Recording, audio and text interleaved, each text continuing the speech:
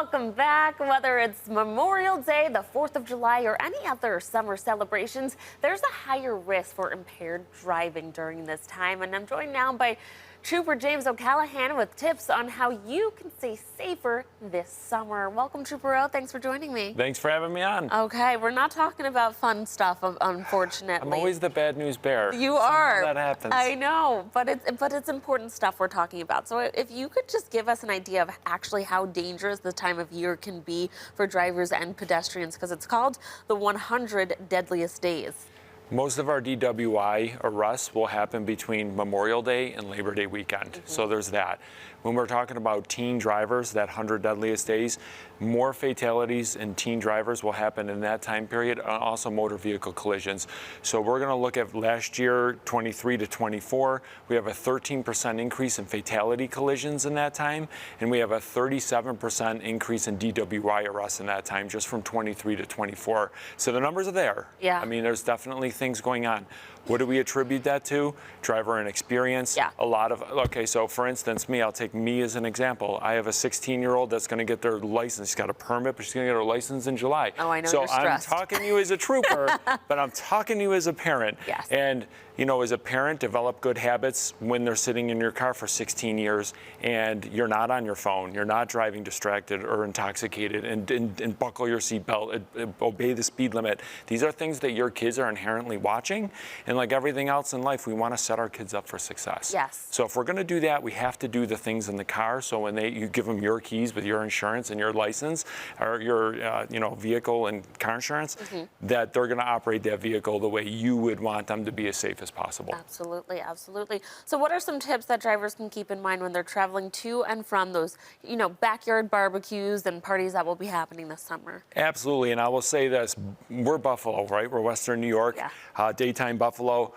We have awesome restaurants We here. do. Bill's Mafia does not take a break, okay? So, and I say that because people that know me know I'm a huge foodie. I love going out to the venues, events, and we have so much here. It's great. And do it. Have fun. Go out and enjoy everything. But just don't get behind the wheel if you're going to drink or if you're going to use marijuana. That's all we ask. Don't drive distracted. You're 23 times more likely to get into a collision. We have 77% of teens feel confident that they can drive a vehicle and unfortunately use their cell phone at the same time. Yeah. I say this because we have a lot of venues, a lot of good stuff. If you're going from barbecue party, from this thing to that thing, just being mindful that, go have a good time with friends, family, right? We waited all winter for this, but do not get behind the wheel intoxicated. That's all we're asking. It's very simple, and I think it's a pretty easy ask, to be honest with you. It is. Don't put yourself at risk, and most importantly, don't risk someone else's life. That's it. That's all we're asking. Well, if someone has kids running around, what should they be aware of? So there's a twofold question. Kids running around, be mindful of how close they are to the street. Are we in the backyard? How old are your kids? We've had even people, depending on your kids, your kids. Like, you have some crazy kids. You got one crazy you have one. A runner. You got one listener and one that doesn't listen, right? That's always the case. You could always air tag something on their, clip an air tag on them if you're that worried. Depending on where you are, maybe you're in an area, or maybe you go to Inner Outer Harbor and Buffalo, somewhere where you're not used to going and there's a lot of people. That's a precaution you could take, the little backpack with a little device in it that you could watch. But the big thing is just watch your kids. Yeah. But be mindful of that. How can people be more effective bystanders if they do witness an accident or a dangerous situation? So that is huge. We just had an arrest in Bolivar where we not only had the caller watch their neighbor's car get stolen and effectively were able to make that arrest, but 2 troopers were injured, and we had help from the public. And that's just hands-on right there. But maybe you see someone that might be driving drunk, or you think they're going over the lines, they're speeding up, they're slowing down, odd behavior. Now, they could be driving distracted, or they may be intoxicated. We always say call 911. That's a true emergency. Or they might be having a medical event. You don't know. So that's a 911 call. We can get a trooper there to go look at that and evaluate that situation. But the fact is, we want to remove dangerous people from the road, because that just puts you and your family and really anyone else in your community at risk of serious physical injury or death or getting hit by that vehicle. That's right.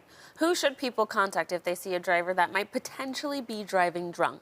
And that's the 911. We consider that an emergency call because at any moment that person could strike and kill someone. We have a lot of kids. E-bikes are very popular amongst young teens and adults, right? You can go double the mileage, pedal half as less. I mean, why not? Yeah. But they do 20 miles an hour. We're getting a huge increase in e-bike bicycles. I want to say not motorcycles, but e-bicycle collisions.